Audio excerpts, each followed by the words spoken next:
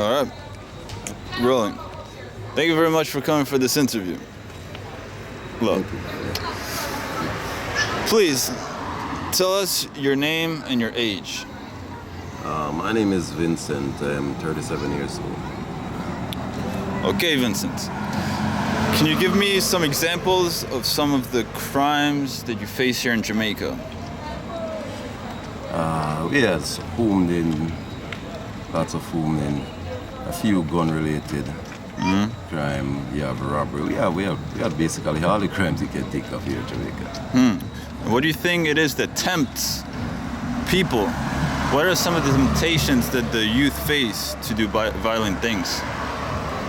Peer pressure would be one of the main thing. You know, you grow up in a neighborhood which is known to violence and prone to violence.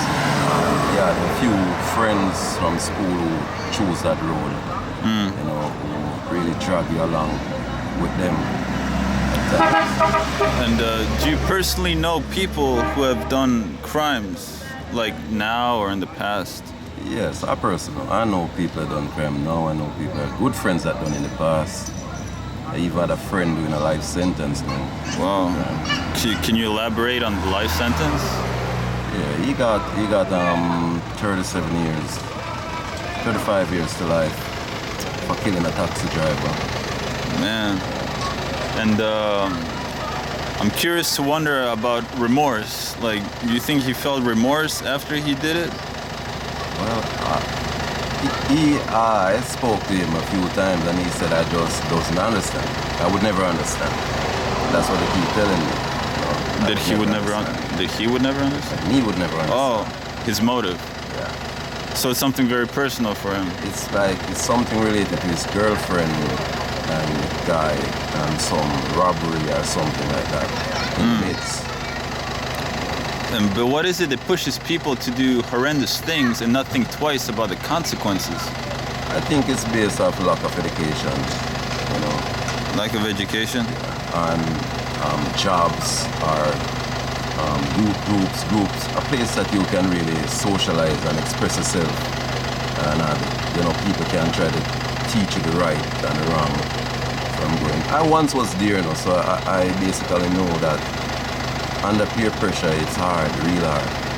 Yes, peer pressure is the number one problem that has people doing bad choices. I had a friend Yes. in my situation where he was like the ringleader. And he bring all the guns to my lane that I lived on, you know, so we were all like getting involved as a teen growing up. You know, 14, 15, growing up, we all, you know, everyone would have a gun, a thing like that. You never really used to rob anybody or kill anybody, but it's just like you say you have it to protect yourself and your lane. And in Jamaica, we have a lot of lanes, and lanes war amongst other lanes to prove the power. I see. So we used to be like hang out and be like, yeah, that's it. And what about power? That is not about war or violence. What about a different kind of power for good? The power, and that is where after that guy passed away by appendix, we realized that I personally come to realize that, you know, we are really nothing. Yeah. Because this guy was so powerful. He had everybody with him. And he just passed away with a little sickness just like that. I realized, come on, we're really on the wrong track. Man. And that's when I started to influence most of my friends to get into community groups, police youth clubs, and, you know, we start, you know, hanging out to meet up. A lot of guys playing sports. That's where everything changed. I realized that they don't even need a gun. Okay. So all of a sudden, people join gangs and create this fantasy world, this dream world. That's the Can you elaborate a little bit on how it feels to be part of a dream world? Because you tell me that in your past, you had a taste of it. It's a good feeling, to tell you the truth. It's a good feeling to know you cannot get bullied. Yeah, okay. You cannot get bullied. You walk on the road and if something is not right, you tell a man leave. And I just look up and see you, he know that he had to leave.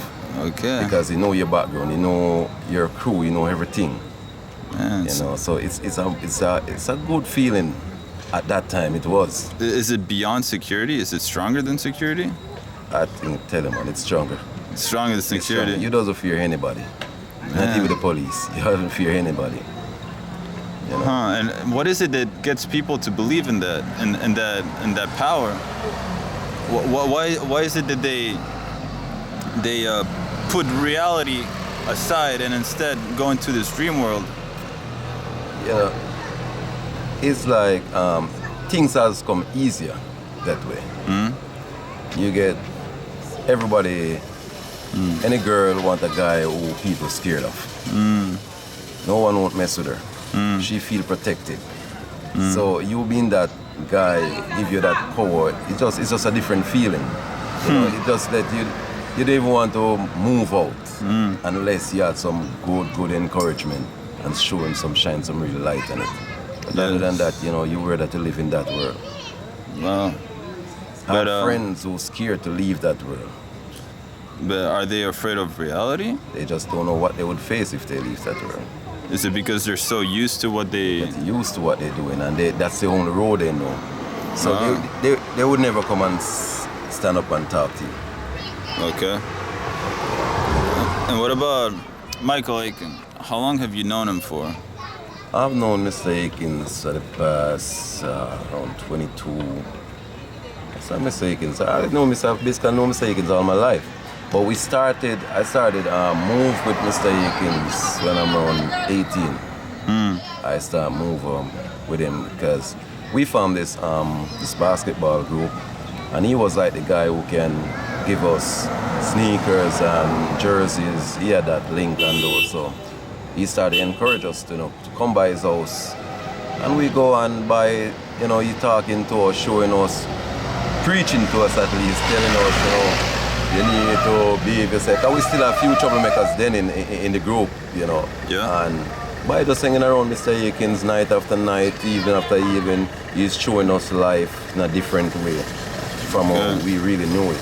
Did he help you find a better life? He did. He did. Can you elaborate what are the main differences between, let's say, a past life when you were into trouble with the life that he tries to bring out in you? At first, all right, my past life is that you never know what tomorrow brings. Yeah. You doesn't know. It's like you go home, you sleep, you're not sure if you're gonna wake up because of what you're involved in. Your friend maybe done someone else something, and you know, it's that you're scared, you want to sleep, you cannot sleep. Your most comfortable time is when you're around your friends. Yes. But after being around Mr. Akins and we move from that life now and just try to live as basic human beings, just being friendly with everyone, try to live in peace. That changes. You go home comfortable. You have nothing on your mind. You know, it's really tough still. I can tell you, you know, it's really tough and it's hard to really live on the right side of the law. Yeah. Yeah, it's temptation do come. But And why is the temptation to do bad sometimes more powerful than the temptation to do good? And how come some people refuse to do bad? when I can say the majority of the guys that get change their life for the better when they got a kid. Okay. Yeah. That changes their life. Yeah, that changes their life. Because when you know that you're not really living for yourself anymore, that do a lot. So, would you think that a solution to many crime lords would be to find a wife? No, not really. Not really? The crime now is basically jobs because most of our crime now in Jamaica, all the murders and so is really based on, you know, people doesn't have a job, people need to survive. They're hungry, have to be fed. You know, that's basically it. And proper education, that's really the backbone to it. Well, for me, wherever there is poverty, there's crime. Yeah. Because everyone wants to eat. You know, I'm happy to meet Mr. Akins that he enlightened me so much. I changed drastically. I can tell you that. You know, even since last year, a guy from some past argument over the years hide behind a shop and chop me as I walk by. Really? Yeah. Just like that? Just like that. Did he have a motive? So some past argument back from years. Man, and he had to choose that. Yeah. So I tell you, you know, it's not really, you know, it's hard for you really to stay away, because if it wasn't for my kids, I guarantee this time I would be joining my friend in prison. Man. But when I remember, you know, I had 2 kids to live for, and I don't choose a different road. I said, you know, let it go. Not everyone would want to live with something like this on their shoulder. Oh my God. Yeah. That is huge. Not everyone, you know. How big is that? I get like 22 stitches inside. It's about nearly 60 stitches overall. Man, Yeah. it's pretty big. Not everyone would want to live like something like that. And when a guy did something like that, and I didn't even went to the station. I did nothing. And everyone was like, "You're not doing anything?" I said, "No." Man, so I said, you know, it's enough of this life is enough. I ain't gonna follow it up. I just gonna let it go this time, because I know what I'm living for now. If it was a couple years ago, I guarantee you, I would not be here doing this interview. Man, so that scar, it kind of like made you rethink things? Did it give you a different outlook? Yeah, you know, I could have died that night. Wow. You know, so if you really look and you said, you know, what are you really doing? Is it worth it? Is it really worth it? Right. You're here and someone kill you just like that. Is it really worth it for living the wrong way, the wrong life? But unfortunately, sometimes to learn things in life, you have to feel pain. You have to feel a scar. Yeah. You know? I really don't believe in that saying still, you know? Yeah. Yes, for me, I always tell myself, any guy that scar me, I will take his life. Man. That was my motto growing up. From I was a kid. Cool. This is the first scar on my body I get from anyone. That's a huge scar, too. Right. And My you know, God. when I look and I see I could accept it, Yeah. and you know, I said, yes, you finally reach where you want to be. Man. So right now I'm comfortable where I'm at. Cool. Really comfortable where I'm at. I can live in any country, anywhere. I can live amongst the good, amongst the bad. Because my way of thinking now is way different from what I used to. And how does Michael Aiken transform people who have done bad without giving them a scar? But how is his impact so strong You know, than violence, for Mr. example? Akins is just this person that, you know, he sit you down. He let you understand everything, the good, the bad. He can break it down to you in such a way that even if you're not that educated, you can understand exactly what he's saying to you. Yeah. And, you know, don't get me wrong, Jamaica is a Christian island, believe me. We might have a lot of bad people, a lot of murder and a lot of crime, but 90 or 95% of all youths in Jamaica grew up in the church. That's huge. Believe me. Man, Jamaica is, you know, I was grew up in the church. I go everyone that I know here in Buff Bay that we really live and go around And grow up in the church. it's ironic that someone who believes in God and believes in sin and all that would actually be encouraged to do something bad, you know? Yeah. So how does believe in God tell someone to do something bad? I want to understand He that. doesn't tell them to do bad. Believe in God doesn't tell them to do bad. But some To people prove rationalize a it. point that Prove they do a bad. You are this thing everyone want to prove. I want to be the man that you don't mess with. Right. So I had to prove a point. I hear Christians say they will put down the Bible and fight. Just to prove a point that they're not someone to really mess with. So everything that really happens is to prove a point. Yeah. I That see is that. just it. Everyone want to prove a point.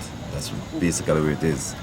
What about, are you familiar with the gang members of ISIS in the Middle East? Yeah. They're recruiting people. Heard about them. It's like people who are vulnerable are joining their leadership, and those people believe in God. They claim to be the rightful people who believe in God.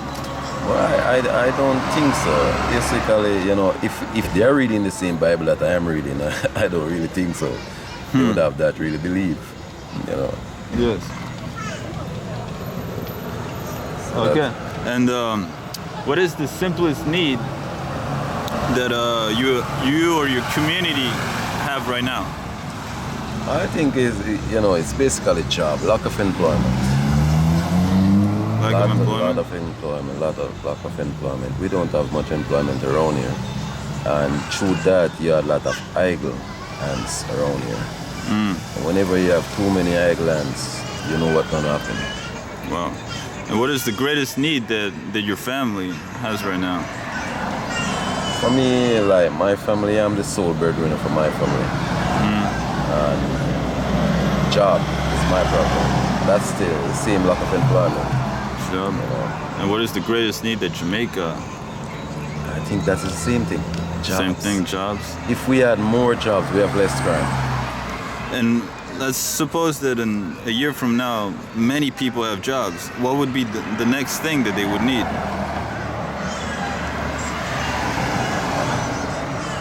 Jobs. We need factories. We need training centers, because one of the things that messed up Jamaica and the job world, why a lot of people cannot get jobs, is because of this years of experience that you need, and no one willing to employ you without that experience. And in order for you to get that experience, someone would have to employ you. And that is what really mashing up this country a lot. Yeah. And do you think that your community will become better in the future? Or do you think it's going the wrong way? For right now, it's not getting any better. I don't see the better coming for this community anytime soon. Man, that's pretty sad. It's just the truth. It's just the truth. The truth hurts. I don't see it because we are separated by politics. Politics? Yeah. We're separated by politics. Who is PNP, who is JLP?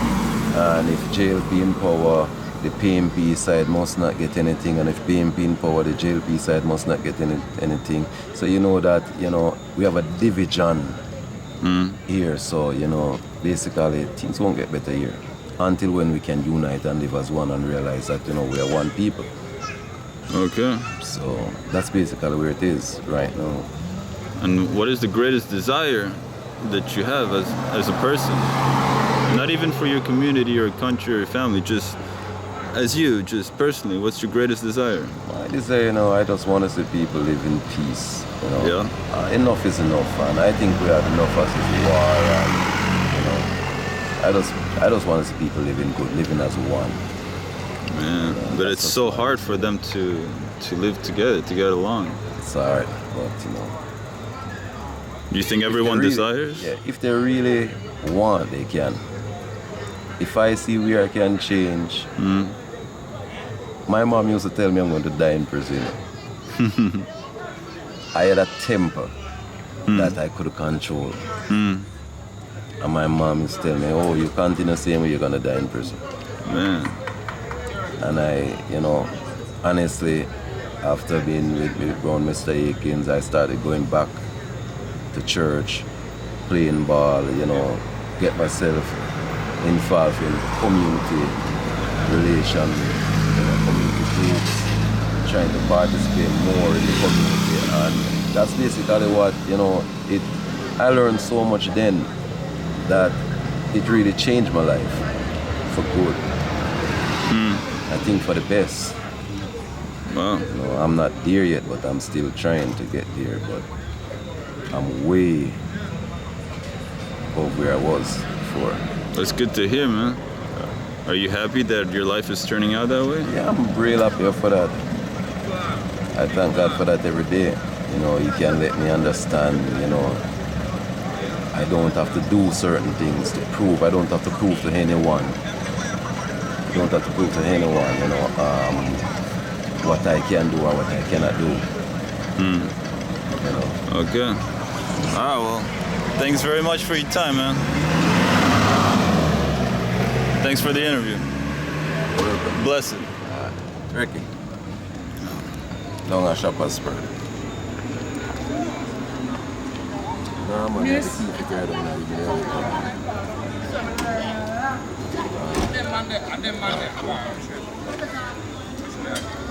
Alright, so it was really good. Yeah, so This is actually the coolest setting I've had so far. Yeah. Makes it seem like you're right in the community.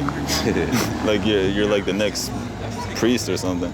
No, you know, I'm not really, but you know, I'm trying to add a few guys around me just the same, you know. Girls, some girls around me just the same. One of them was sitting on my lap when Mr. Akins come and he was like, "Is that a new girl?" I said, "No, just a friend." But her life is like, she believes in the road, she loves in the streets, and she's pretty young, got 3 kids. She's like maybe 20 and have 3 kids. Oh, man. You know what I'm saying? I'm the one who everything happens, she come to me and we talk and I try to show her, you know, sometimes you have to leg off of some things. You know, that's basically it.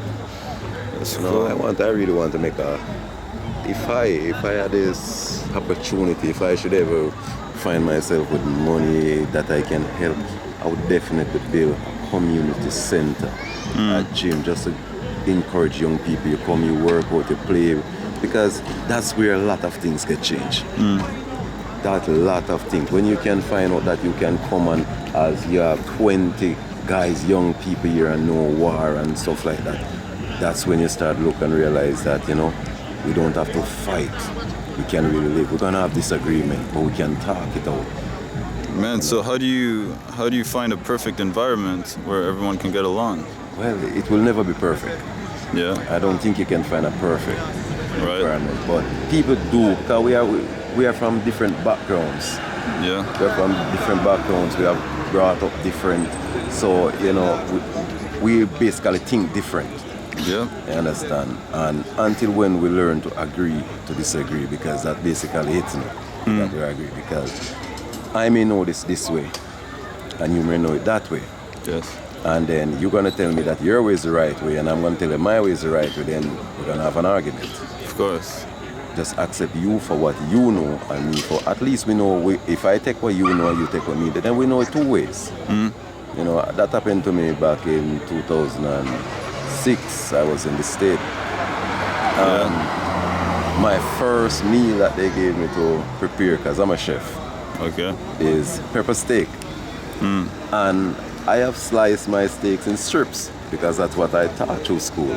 And the sous chef was like, "Vince, that's not how it's done." And he started shouting. I was like, "Okay, that's good." I said, "Okay, show me." And he put it in cubes. So I said, "All right," and I continue and I do it. I was laughing to myself. I was saying, "Boy, so this man a blaze for me." And I can't really answer because it's my job. Yeah. So, you know, and I do it. And when I was leaving work in the night, he called me in his office and he said, "Vince, you're gonna make it far in this industry. Man, that's You cool. are the first Jamaican I ever correct, and you did the frowns. And it's not that like you were wrong. You Right. were absolutely right in what Hells you're yeah. doing. Definitely, man. Yeah, you were right. But in this hotel, we do it different because we want it to look different. Yeah. You know, and I get it there and then. He said, "At least you know now to do it 2 ways instead of 1. So until when, you know, we can accept certain things, Yeah. things won't be better. We That's cannot true. be too stubborn and say we know it all, because we never know it all. Right. Never know it all. Cool, man. That's it. Well, you think you can show me your scar one more time? Yeah. No, but wait, at the light. Gotta find a nice place for that.